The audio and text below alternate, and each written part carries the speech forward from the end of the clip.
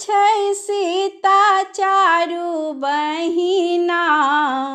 देख चलही अंगना गई पाबनि पूज रहल छै सीता चारू बहिना। देखन चलही अंगना गे।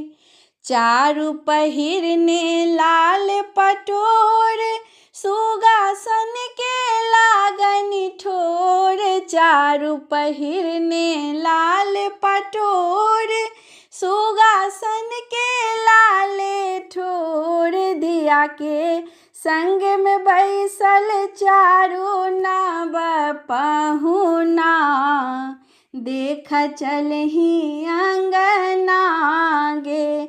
धिया के संग में बैसल चारू नव